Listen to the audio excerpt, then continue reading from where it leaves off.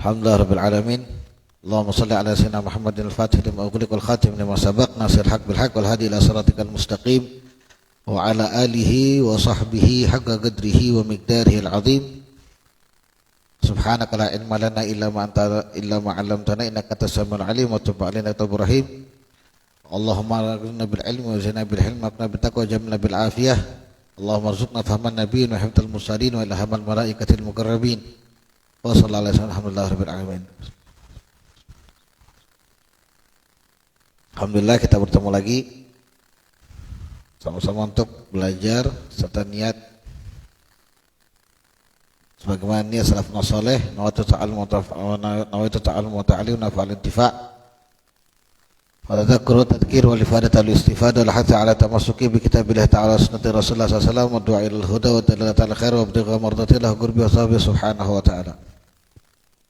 Sama-sama mempelajari membaca tabarukan daripada kitab Ajaratus Sibak ila Makarimul Akhlaq yang ditulis oleh Imam Al-Allamah Al-Habib Muhammad Abdul Haddar rahimahullah taala rahmatul abrar wa nafa'allahu bihi bi ulumi fi darin amin.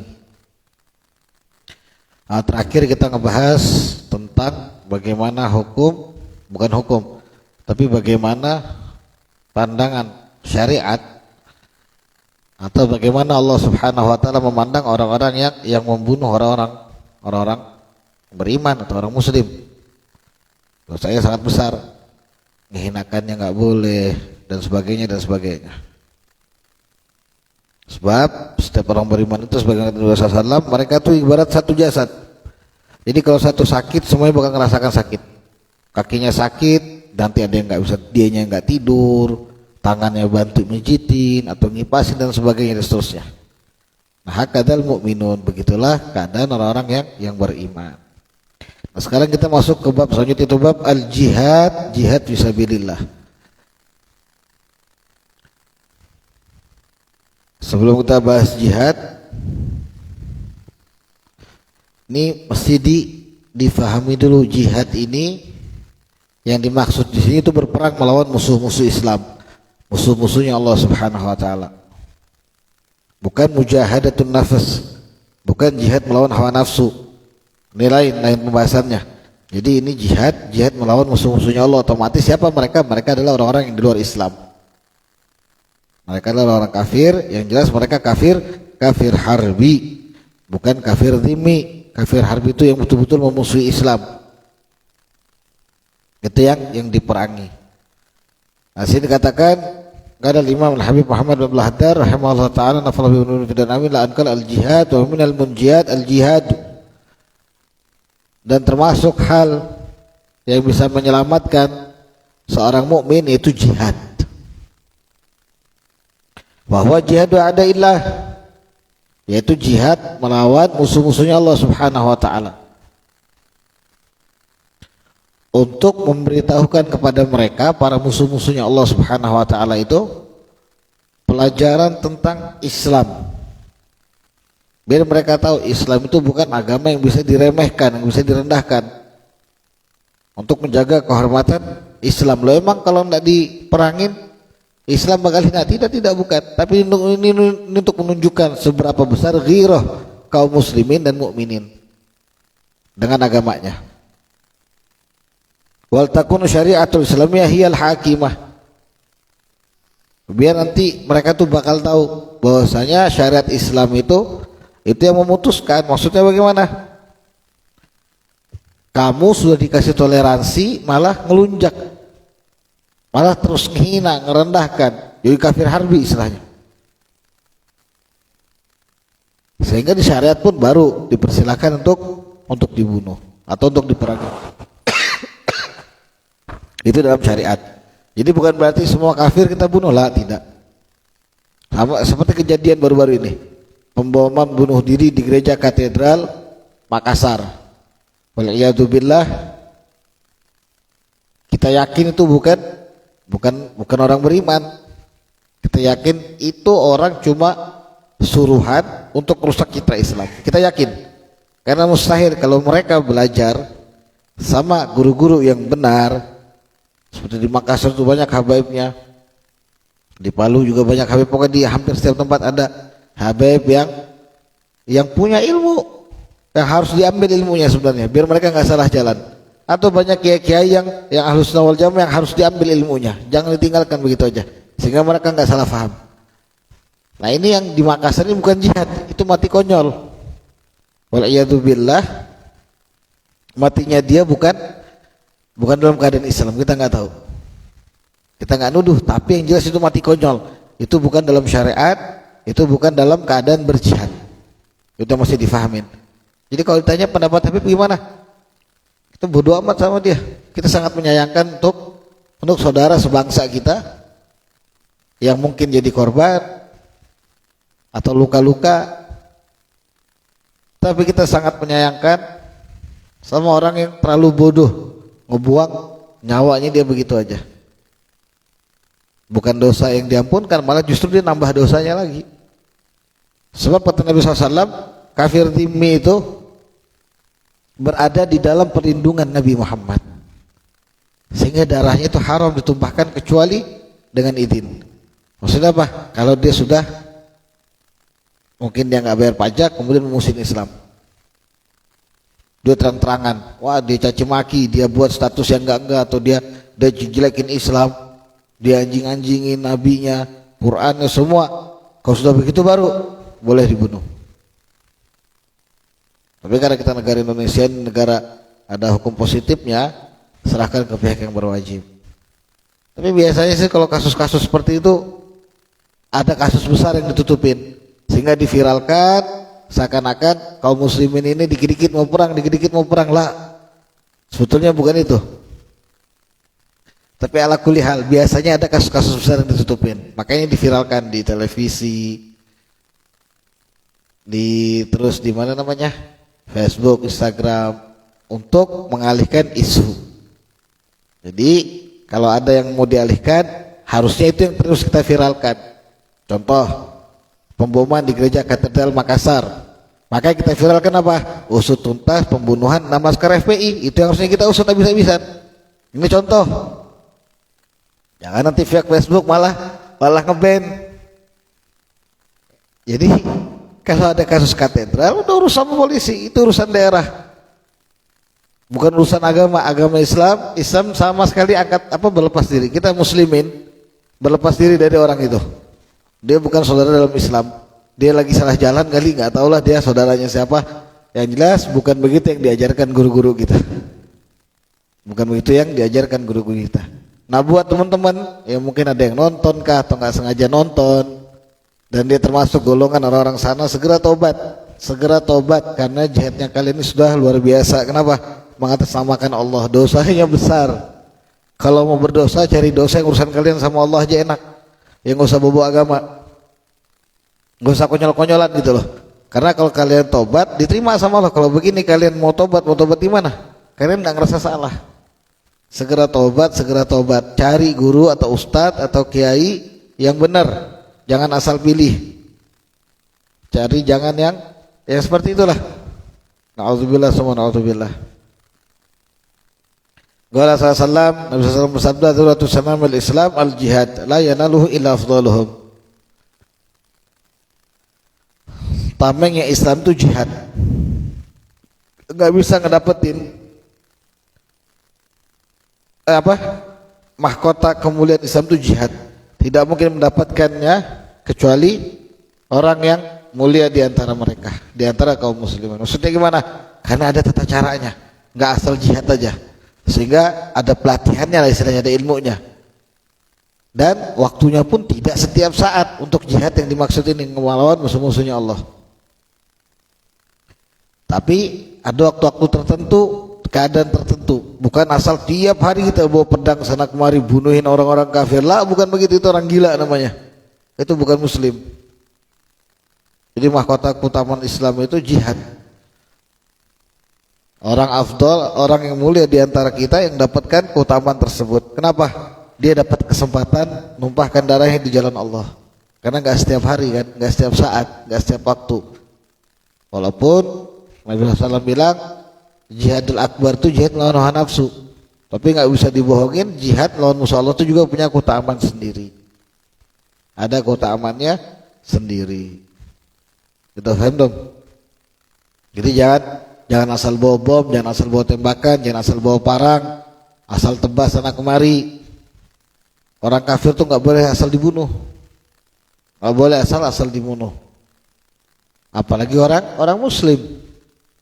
Dan bukan tugas kita mengetahui isi hati manusia. Beb, dia ini munafik, dia begini lah, kita nggak mau tahu sama urusan hatinya dia. Kita lihat dia syahadat kan syahadat, dia salat. Kita tanya siapa Tuhannya? Allah. Siapa nabinya? Nabi Muhammad. Apa kitab suci yang dia pedomani? Al-Quran. Maka dia muslim buat kita. Kita nggak mau tahu sama hatinya, karena Islam itu ngehukumin dengan hal yang nampak. Al-Islam yahkumu bil-zawahir katanya. Islam menghukumin yang nampak. Kita harus husnudzan sama orang untuk hal yang tidak nampak. Beb, kalau dia minum nggak masalah, silahkan. Kita nggak boleh ngecela orangnya, perbuatannya kita jangan ngikutin karena nggak baik. Terus ada perintah untuk nahi mungkar. Paling enggak kita bilang sama dia, stop sudah, kamu tobat. Mau kapan lagi kamu berhenti? Nanti kata dia, misalkan tunggu tua. Ya kalau hidup, kalau besok meninggal atau habis nonton live meninggal, kita nggak tahu kapan. Rawahu Tabrani. Kemudian Rasulullah SAW ayyul amali afdal. Nabi SAW pernah ditanya, ya Rasulullah, amal apa yang terbaik? Kata Nabi SAW, ada imanu billah wa rasulih. Iman, percaya, beriman kepada Allah dan Rasulnya. Wah, ini amal yang terbaik. Kenapa? Kalau nggak ada iman, semua amaliah kebaikan itu hilang. Orang sholat, puasa, zakat, haji, tanpa ada tasdik, tanpa mengimani, kalau kufur, buat apa dia kerjakan kebaikan kalau dia tidak beriman sama Allah? Iman sama Allah dan Rasulnya itu mencakup banyak hal, seperti mengimani surga itu ada, neraka itu ada, azab di kubur itu ada, nikmatnya juga ada, pahala itu benar, bidadari, surga dan lain sebagainya. Itu iman sama Allah dan Rasulnya. Jadi jangan dibilang, wah saya beriman sama Allah dan Rasulnya cukup. Lah, ini maksudnya banyak cabangnya. Bukan cuma dua itu aja. Yang paling khusus apa? Kamu beriman kepada kitabnya. Itu paling enggak, kamu harus tahu, nih kitab Al-Quran nih, kamu imani dari huruf pertama sampai akhir, setelahnya gitu. Kalau kamu cuma ngambil sebagian, kamu kufur sebagian, apa beda sama Yahudi? Itu belum iman namanya. Makanya dalam hadis Nabi SAW itu banyak bilang, la yu'minu ahadukum hatta kadza, banyak modelnya. Sampai dia begini baru sempurna imannya. Kenapa? Karena yang dia harus iman itu satu kitab Al-Quran istilahnya. Nggak boleh dia beriman satu, kafir satu, dia nggak terima yang satunya. Oh saya nggak mau terima, pokoknya nggak ada. Masalah yang paling santer sekarang nih, bukan sekarang sih, sebenarnya dari dulu sudah santer, sudah selesai juga. Orang paling sibuk ngebahas masalah maulid misalkan. Enggak, kalau ngomong nggak mau maulid nggak apa-apa, silahkan, asal kamu jangan mengingkari hari lahir Nabi Muhammad itu hari yang mulia. Udah jangan ngingkarin. Sama kayak hari Nisfu Sya'ban kemarin. Ini santer sebenarnya. Memang di Al-Quran nggak ada, tapi di hadis ada. Di Al-Quran kan Allah bilang ikutin Nabi SAW, sama aja ngikutin Allah. Itu salah satu bentuk iman. Jadi kalau dia bilang enggak, saya mau beriman sama Allah aja, tapi dia nolak sama Nabi SAW, dia nolak sama Nisfu Sya'ban, apalagi dia bilang itu tidak ada, kan belum sempurna imannya. Itu dia masih mentingkan egonya dia, hawa nafsunya. Makanya amal yang paling afdal itu al-imanu billahi wa rasulih, beriman kepada Allah dan Rasulnya. Sama juga buat sebagian orang, dia bilang tidak ada habib-habiban masalah. Kan lagi musim juga nih. Semua manusia itu dipandang Allah sama. Yang ngebedain amal dan takwa, betul. Siapa yang bilang yang ngebedain itu kelamin atau kulitnya? Nggak ada. Yang ngebedain amal sama takwa. Tapi tidak bisa dipungkiri ketika Allah menyebutkan kemuliaan mereka dalam Al-Quran. Kamu harus terima. Sebagaimana kamu terima ketika Allah menciptakan zat mineral dari besi-besian, ada emas, perak, tembaga, kuningan, besi biasa lah istilahnya. Otomatis kita tahu harga 1 kilo emas dengan harga 1 kilo besi beda, walaupun dia sama-sama logam misalkan. Kenapa kamu bisa beriman dengan besi tapi kamu tidak bisa beriman dengan ayat yang lain yang tentang kemuliaan anak cucu Nabi Muhammad SAW? Gitu. Kemudian nasab tersebut bukan untuk dibanggakan, justru itu amanah besar. Yang pasti setiap anak cucu Nabi Muhammad SAW, kalau dia ngerjakan satu ibadah kebaikan sama seperti orang lain, pahalanya ya segitu aja gitu loh, 10 kebaikan, asyarah hasanat. Tapi kalau dia ngerjakan keburukan, dia beda dari orang lain. Kalau orang dapatkan satu dosa, sedangkan anak cucu Nabi Muhammad SAW dapat 2, maksudnya didobel. La ilaha illallah Muhammadur Rasulullah. Itu harus diimanin. Jadi jangan bangga jadi habaib. Amanah besar, tanggung jawab besar yang sering disia-siakan sama mereka yang memiliki nasab. Itu iman. Sama juga orang, ini maksud al-imanu billah wa rasulih juga. Apalagi peristiwa Isra dan Mi'raj yang barusan aja kita peringatin di bulan Rajab kemarin. Ada yang beriman, ada yang enggak. Ada yang percaya, ada yang enggak. Ada dari kaum muslimin masih setengah-setengah. Betul enggak sih? Betul enggak sih? Walaupun dia tiap tahun ngedengerin ceramah. Sebab nundukin nafsu diri ego kita ini untuk beriman sama Allah dan Rasulnya itu berat. Sampai-sampai kan Nabi bilang, la yu'minu ahadukum hatta yakuna hawahu taba'an lima jitu bih. Tidak sempurna atau tidak beriman salah seorang di antara kalian sampai hawa nafsunya dia, kesenangannya dia, apa yang dia senangi, atau kamu mau senang apa aja itu harus nurut sama apa yang dibawa Nabi SAW. Masalah saya ini sebenarnya senang minum anggur, wine, tapi dalam Islam nggak boleh. Makanya kamu jadikan kesenangan itu apa? Tidak boleh minum anggur, itu jadikan kesenangan. Apa yang jadikan kesenangan? Minum air zam-zam misalkan. Itu termasuk iman. Terus kalau maksiat ya sudah, maksiat aja gitu loh. Cuma jangan bawa-bawa ini boleh kok. Jangan ngebenerin maksiatmu maksudnya gitu loh. Jadi walaupun kau maksiat, kamu punya iman, kamu tahu kesalahanmu. Jangan dikira orang yang maksiat itu jauh dari Allah. Tidak, justru sangat dekat. Makanya berkali-kali kan paling sering dibawakan cerita sahabat itu Nuaiman. Nuaiman ini sahabat yang setiap harinya itu tidak bisa lepas sama minuman keras, sama khamr. Di zaman Nabi SAW. Nuaiman itu pecinta minuman keras. Sebab orang Arab itu dulu sama minuman keras atau khamr itu udah kayak air putih. Hari-hari jadi minuman. Kalau kayak abang udah kayak kopi gitu loh. Habis nanti jam 8 buatin lagi dong Nin, kan gitu. Nah Nuaiman tuh gitu sama khamr. Bukan berarti membenarkan para pemabok, tidak, bukan. Tapi untuk kelas kayak Nuaiman, sahabat Nabi, di zaman Nabi masih ada yang minum, tapi tidak dipandang rendah sama Nabi Muhammad SAW. Karena imannya. Ya kalau sekarang jangan disamakan. Sampai sahabat tuh sempat nyaci, celak Nuaiman, sampai dilaknat Nuaiman. Istilahnya kamu ini mal'un, memang kurang ajar, laknat kamu. Di hadapan Nabi, maksudnya di zamannya Nabi hidup, kamu berani minum maksiat. Kedengaran sama Nabi SAW. Apa kata Nabi? La tal'anuh, jangan dilaknat si Nuaiman. Innahu rajulun yuhibbullah wa rasulah. Dia orang yang benar-benar cinta sama Allah dan Rasulnya. Kalau minumnya kita nggak boleh ngikutin, karena iman kita sama Nuaiman nggak sama. Tapi cara pandang Nabi sama ahli maksiat yang muslimin, dia cinta sama Allah dan Rasulnya. Kenapa? Buktinya dia masih Islam. Dia tidak mudah ngegadaikan agamanya. Dia punya iman kok masih, walaupun dia maksiat. Ini baru benar. Oh dia maksiat, ya memang maksiat gitu loh. Dia sadar itu salah, karena dia emang susah ngelepas. Ya kalau bahasa kita ini Nuaiman ngomong begini nih. Nuaiman tuh ngomong begini. Mending aku tidak makan daripada tidak minum. Tidak minum khamr maksudnya. Saking jadi kebiasaan. Itu di zaman Nabi SAW. Nah, harusnya kita mandangnya begitu. Karena masalah iman Allah dan Rasulnya itu masalah penerimaan di hati. Ini cuma kita sampaikan. Jadi jangan sampai orang nanti bilang apa? Saya mau beriman sama sebagian, saya mau kufur terhadap sebagian.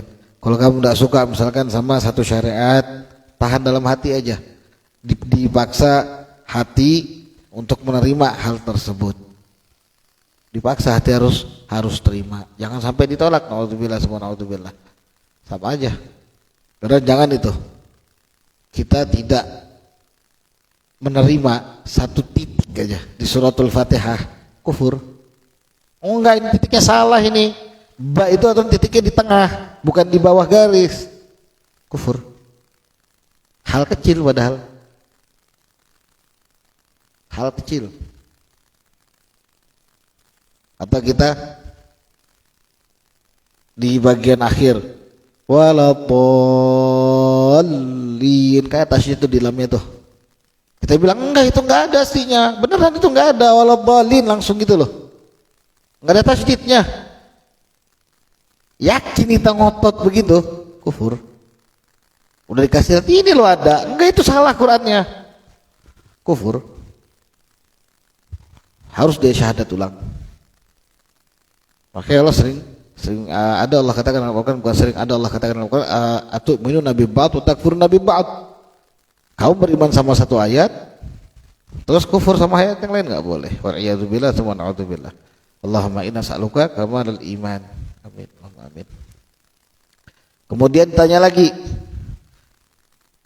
Qila tsumma madza ya Rasul, terus amal apa lagi yang afdal? Kata Nabi sallallahu alaihi wasallam al jihadu fi sabilillah. Jihad di jalan Allah. Ini amal yang paling afdal kedua. Menurut hadis yang ini, karena nanti ada hadis lain lagi gitu loh. Tapi intinya ini salah satunya. Jihad fi sabilillah. Apa itu? Tadi itu berperang lawan musuhnya Allah, orang-orang kafir harbi, mereka yang betul-betul menghinakan Allah dan Rasulnya serta agama Islam. Lah emang bisa Allah sama Rasul jadi hina? Tidak, Allah sama Rasul tidak bisa jadi hina. Tapi kamu sebagai hambanya Allah tidak ngebela Allah di saat gitu kan? Saat Allah dikatakan yang tidak-tidak, istilahnya gitu loh. Allah punya anak dan tidak dan seterusnya misalkan, atau Allah itu lemah dan lain-lainnya. Walhasil dia kafirnya harbi lah. Dia hina Al-Quran. Dia bilang Al-Quran itu mungkin dari tusuk toilet dan sebagainya. Kamu diam, kamu gak ada semangat.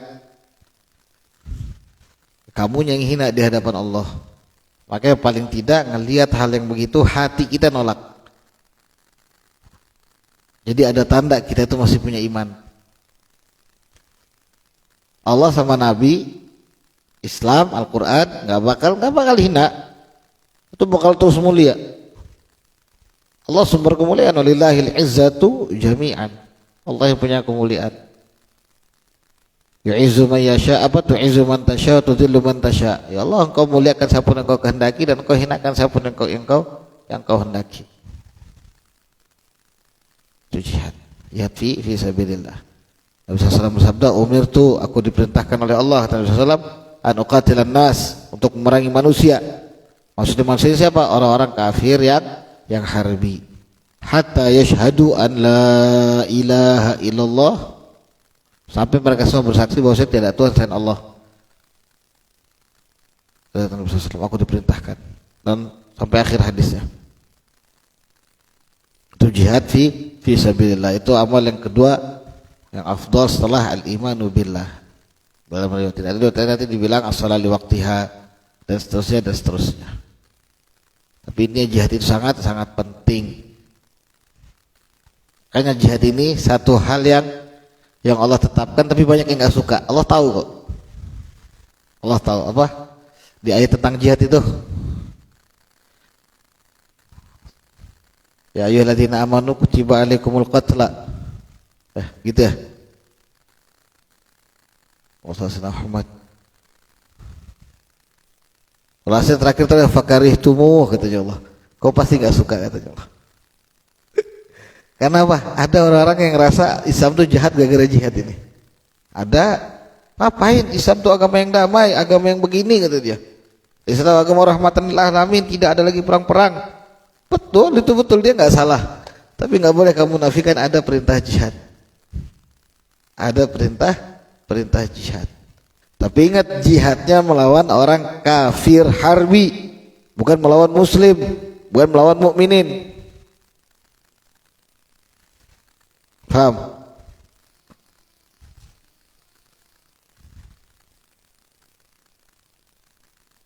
Jadi itu, jangan sampai salah paham. Itu dia asal jihad orang muslim yang dia bantai. Naudzubillah, semua naudzubillah. Itu namanya genosida, ngebantai muslim. Sedangkan orang yang ngebunuh muslim, satu muslim aja, kemarin kita sudah bahas, mana ana ala qatli mu'minin bisyatri kalimatin, dengan satu kalimat aja deh, atau satu huruf dia bilang iya aja, dia kirim pesan iya, bunuh aja tuh, mati satu muslim, satu mukmin mati. Dia nanti laki Allah, dia bakal ketemu sama Allah maktuban baina ainihi, tertulis di antara dua jidatnya ini, dua matanya ini, ajisa min rahmatillah. Ini orang sudah berputus asa dari rahmatnya Allah. A'udzubillah, subhanallah. La ilaha illallah, rasulullah. Fahim? Qila summa madza? Kemudian yang ketiga ditanya lagi Nabi SAW, terus amal apa lagi ya Rasulullah? Qal hajjun mabrur, haji yang mabrur. Nabi SAW, al-hajjul mabrur laisa jazaohu ilal jannah. Atau kama qala sallallahu. Haji yang mabrur itu balasannya tidak lain tidak bukan adalah surga langsung. Nah di sini kita lihat kenapa kok sahabat tanya ayolah amali afdal. Ini menunjukkan hirs, semangatnya sahabat untuk beramal.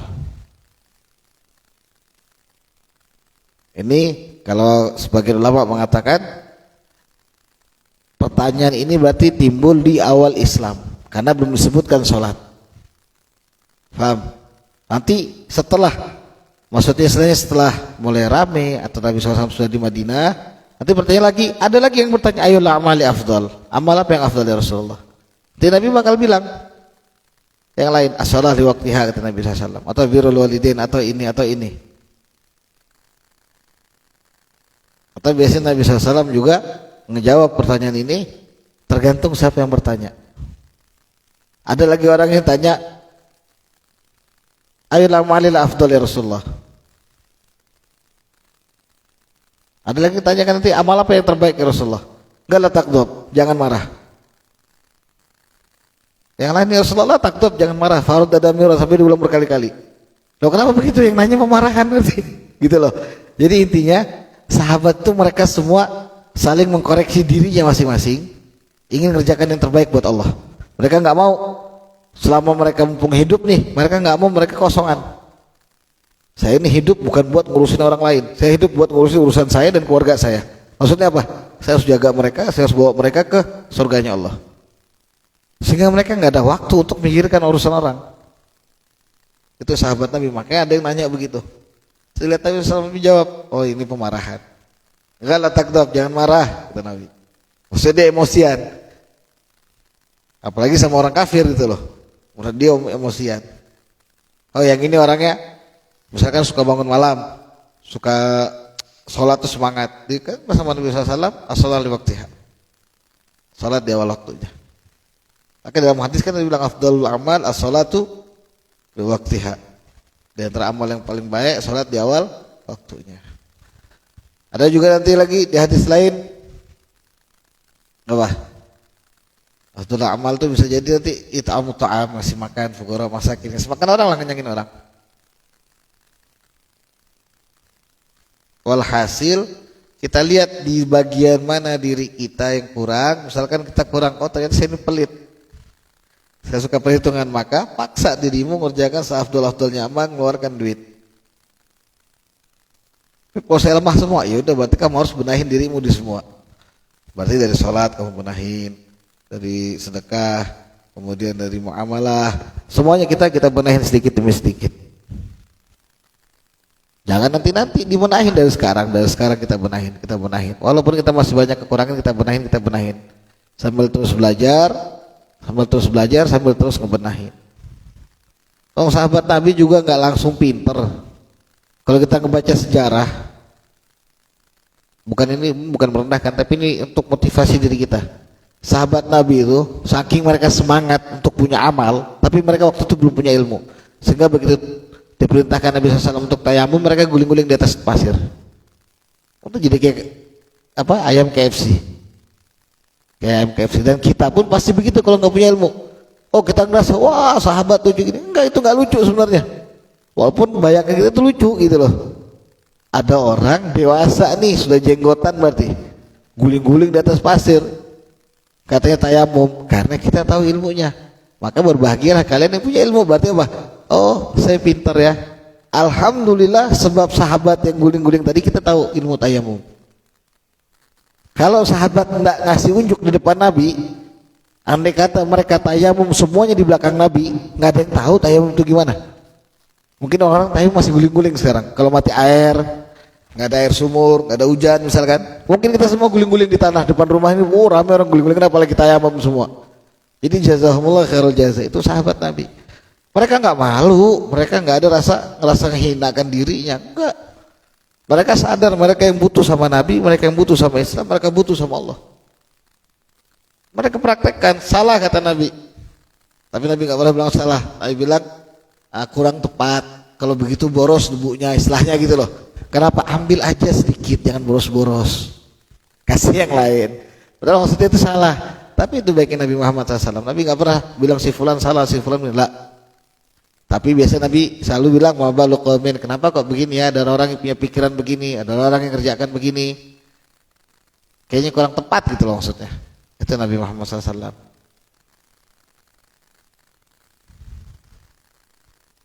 Waqala SAW, inna fil jannati mi'ata darajah, sungguh dalam surga itu ada 100 derajat. Ada kedudukan lagi di surga nih. A'adallahu lil mujahidina fi sabilillahi, yang Allah siapkan bagi orang-orang yang berjihad di jalan Allah. Ma bainad darajatain kama bainas sama'i wal ard, yang mana di antara dua derajat itu jaraknya antara langit sama bumi. La ilaha illallah. Berarti berapa? Jauh jaraknya, jutaan tahun kalau kita jalan kaki. Nggak ketemu ujungnya gitu loh. Ini Allah siapkan 100 derajat bagi orang yang berjihad di jalan Allah. Tapi lagi-lagi kita ingatkan, jihad itu bukan asal mati, asal angkat pedang. Makanya jangan sampai nanti nih kayak jihad yang di katedral itu jihad yang salah kaprah, betul-betul salah, betul-betul salah. Seandainya kata itu benar, tidak ada orang Yahudi di zaman Nabi Muhammad SAW. Andai kata itu benar, semua sahabat suruh Nabi bantai semua dah. Tapi nyatanya apa? Ada. Bahkan kalau Nabi perang pun Yahudi dilindungin, yang demi. Ada tata caranya, ada tata cara jihad yang diajarkan Nabi Muhammad SAW. Gak boleh asal-asalan. Pakai derajatnya tinggi. Kalau asal-asalan mah gak pakai derajat segini. Ini menunjukkan ada SKB, syarat ketentuan berlaku. Dan hati-hati, kadang-kadang di jihad itu ada bisikan syaitan. Jangan dikira syaitan lepas dari amal ibadah. Semakin imanmu makin tinggi, semakin syaitan ngegoda. Bahkan ada satu kalimat mengatakan, inna syaitan ahras, syaitan itu lebih semangat ngegoda orang yang makin punya ilmu. Tidak sedikit orang-orang yang punya ilmu itu digoda sama syaitan. Santri-santri, ulama-ulama, semakin dia punya ilmu, kayak Habib Umar, Habib Baharud, bukan berarti lepas dari godaan syaitan. Lebih besar godaan syaitan mereka daripada kita. Kita ini orang bodoh, syaitan ini malas ngegodanya. Tapi orang kayak gitu tuh lebih besar. Habib Rizik, besar godaan syaitannya. Bukan mereka orang yang kayak para nabi maksum, tidak. Mereka manusia, mereka juga digoda sama syaitan. Ada di bagian hatinya mereka yang tidak dibersihkan sebagaimana Nabi Muhammad SAW. Nabi kan dibersihkan tempat syaitan untuk mengganggu. Bukan berarti Nabi bisa diganggu, tapi ada. Ini menunjukkan Nabi itu manusia. Nah sedangkan mereka ulama-ulama, guru-guru kita pun demikian. mereka tidak dibersihkan, berarti apa, mereka ada kesempatan, bahkan mereka tuh lebih diincar sama syaitan. Makanya mereka selalu kalau mau apa-apa tuh yastakhiruna rabbahum, mereka selalu minta petunjuk sama Allah, minta petunjuk sama Allah, minta petunjuk sama Allah, minta petunjuk sama Allah. Orang sekelas Syekh Abdul Qadir Jailani aja satu ketika pernah lagi khalwat, lagi asik istilah zikir, ke tempat khalwatnya beliau datang cahaya ceritanya, mengatakan, ya Abdul Qadir, salam, ana rabbak, aku ini Tuhanmu, katanya, halal tu, aku halalkan yang kuharamkan kepada segenap umat. Salam. Apa kata Syekh Abdul Qadir Jailani? Bersentak roh ya lain, pagi ente laknat syaitan, iblis, dajjal itu. Enggak, kau tahu jadi asap. Kok kamu tahu Abdul Qadir? Kan enggak ada, nabi itu manusia paling dicintain sama Allah. Yang haram ya haram. Laku ini siapa? Karena punya ilmu, enggak mudah ketipu. Orang sekarang dia enggak punya ilmu, makin gampang digoda sama syaitan. Makanya syaitan enggak terlalu bernafsu. Kenapa? Pasti mudah digodanya. Kasih aja dia mimpi sedikit yang ada lampu-lampunya, wah cerita yang ngeliat cahaya. Bangun dari tidur apa? Jadi nabi dianya. Bukan dia mimpi nabi, dia mimpi jadi nabi gitu ya.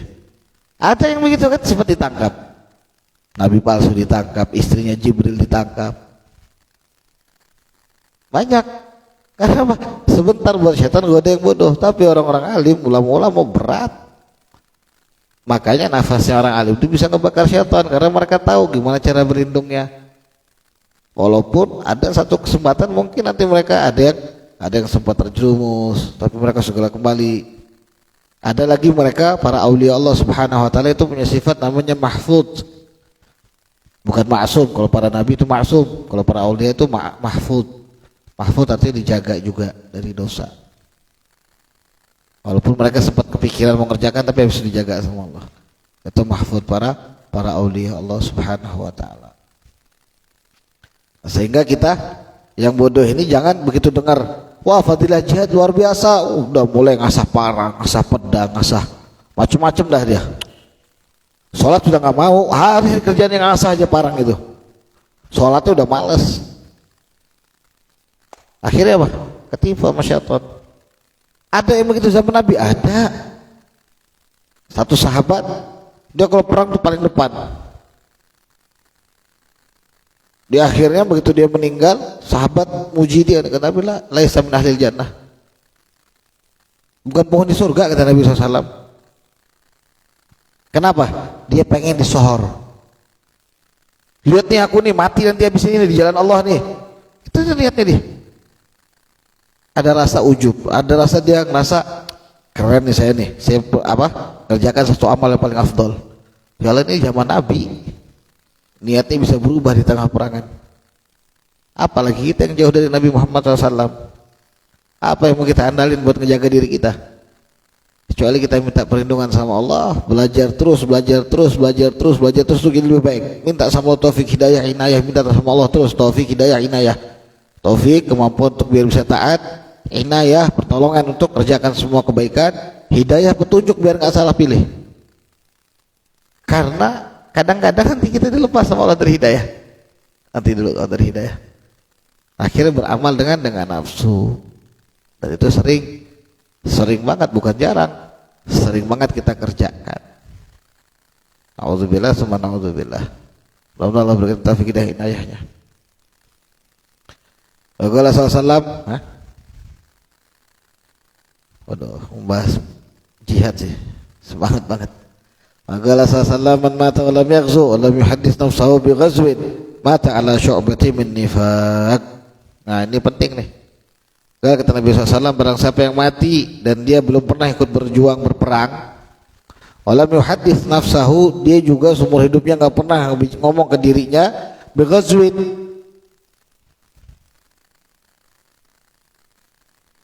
dia ngomong ke dirinya gini, nanti saya mau siapkan diri saya mau perang. Ya entah dia olahraga, kenapa persiapan buat jihad, entah kapanpun itu, tapi dia persiapan itu maksudnya. Dia tidak ada persiapan, karena dia meninggal terus dia nggak ada persiapan untuk perang, mata ala syu'batin min nifaq, dia mati dalam sebagian dari kemunafikan. Maksudnya dia mati itu ada ngebawa sifat munafik sedikit. Berarti harus ada niat. Kan abang bilang, sering abang bilang apa? Kalau kalian termasuk orang yang gak berani nikah lagi, paling tidak punya niat, berani diniat. Biar kita tidak dikatakan beriman sama sebagian kitab, kufur sama sebagian kitab. Ini buat perempuan khususnya nih. Hati-hati, perempuan paling banyak gak ngimanin ayat itu. Kayak apa ya? Kalau ditanya ayat itu, kayak apa ya? Pokoknya gak mau diimanin. Kita gak nyuruh kamu izinkan suamimu nikah lagi, enggak. Cuma diimanin. Dan kamu harus niatkan, saya mau nikahkan suami saya lagi. Harus diniatkan. Harus diniatkan. Untuk nunjukin iman kita. Bukan cuma itu aja, semua sebenarnya. Cuma kalau perempuan paling sedih di situ memang. Dia paling berat terima ayat itu. Sama tentang jihad ini pun kita harus bilang di hati kita, ya Allah, saya niatnya saya mau jihad. Akhirnya dibeli pedang, misalkan. Dia gantung. Makanya di antara sunnah itu ngegantung apa? Pedang atau senjata tajam di rumah. Nyiapkan. Salah satunya atas dasar hadis ini, walam yuhaddis nafsahu mata ala syu'batin min nifaq. Maka dia meninggal dalam keadaan ngebawa kemunafikan. Bagian dari kemunafikan. Di hati itu ada bagian dari kemunafikan. Bib, saya nggak bisa perang, Bib, saya itu punya asma misalkan. Saya tuh kalau udah lagi panik aja bisa pingsan, niatkan. Toh dalam tata cara jihad juga tidak semuanya ikut maju angkat senjata. Kalau dia orang tua berumur, dia bukan di bagian depan, dia bagian nanti di mana? Di masjid, di rumah ngedoakan. Itu loh. Nggak semuanya harus turun ke lapangan. Perempuan-perempuan pun tidak wajib. Kecuali memang kalau dia pengen, istilahnya Nabi SAW pun mengizinkan beberapa sahabat-sahabat perempuan ikut berperang. Ada yang mengatakan perempuan tidak wajib, tapi biasanya dia ditaruh Nabi SAW untuk apa? Kayak seperti sekarang ini kalau ada perang kayak di Palestina, jadi perawat, istilahnya gitu lah. Itu sudah diatur di zaman Nabi Muhammad SAW. Gitu. Jadi harus ada niat, apapun itu. Dan dari niat tadi, kalau memang sungguh-sungguh dan kamu mulai gerakkan diri kamu untuk kerjakannya, jadi niat itu keinginan tekad yang besar tadi mulai kita gerakkan. Saya pengen pokoknya berjihad. Akhirnya dia kumpulkan duit buat apa? Buat beli pedang misalkan. Nggak terkumpul duitnya sampai dia mati, dia sudah termasuk orang yang berjihad. Bukan yang mau jihad, tapi sudah termasuk orang yang berjihad. Dia dapat niatnya. Itu yang maksud Nabi SAW, niatul mu'min ablag min amalih. Niatnya orang yang beriman lebih sampai daripada amalnya. Niatul mu'min ablagu min amalih. Niatnya orang beriman itu lebih sampai daripada amalnya. Tapi harus tadi tuh dia kerjakan. Ya kayak Ali, Zainab kalau nabung kan 100 perak, 200 perak, apapun niatnya dia itu sampai niatnya. Mau belikan AB handphone, Samsung Fold waktu itu kan, nyampe. Mau nyenangkan abang dia nyampe niatnya. Yang satu mau beli kambing akikah, dikumpulin. Walaupun tidak sampai itu keburu kepake. Itu niatnya sampai karena dia sudah ada perbuatannya untuk membuktikan keinginannya. Jadi walaupun sedikit kecil, buktikan sama Allah gitu loh. Allah sih tidak lihat amalnya, tapi karena kamu mengerjakan tadi atas dasar niatmu yang besar, ya Allah bakal sampaikan. Itu hanya salafun saleh, amal mereka sudah besar, niat mereka jauh lebih besar, sehingga banyak para muridnya atau kita pun harus begitu. Niatnya gimana? Saya niat sebagaimana salafun saleh. Kan bisa di akhir-akhir kalau kita lihat habaib kita ditarik, guru-guru kita, Habib Hasan, Allahyarham, Ustaz Abdul, siapapun itu pasti di akhir fatihnya apa? Awina kama salafun saleh. Wa ila hadratin Nabi sallallahu alaihi wasallam bilqubul Fatihah. Juga sebagaimana diniatkan Nabi biasanya kita. Kan gitu. Atau kayak kalau waktu mau nikah, abang ingat banget waktu itu Khal Hafid waktu mau nikah, nawain anak dia bi khutbatin nikah bersama wa aslafun wa jadadun wa rijalun wa syukhun salihun. Itu katanya Khalafid. Saya niat baca khutbah nikah sebagai niat salafun saleh, ulama-ulama kita, orang saleh, orang tua kita yang saleh. Itu Allah alam bisawab. Mudah-mudahan Allah Subhanahu wa taala memberikan kekuatan bagi kita semua untuk mengerjakan semua amal kebajikan yang menyebabkan ridhonya Allah Subhanahu wa taala. Dan mudah-mudahan Allah sempurnakan iman kita, sempurnakan mutabah kita kepada Nabi besar Muhammad SAW, dan mudah-mudahan Allah izinkan kita semua sebelum meninggal dapat memandang wajah mulia Nabi Muhammad sallallahu alaihi wasallam. Amin ya rabbal alamin. Wa lafu minkum ala tatwil wa ala taksir. Untuk semua kesalahan itu datangnya dari anak pribadi, kalau ada yang benar itu datangnya dari Allah Subhanahu wa taala. Yang benar itu cuma Allah, yang salah itu anak. Assalamualaikum warahmatullahi taala wabarakatuh. Kafaratul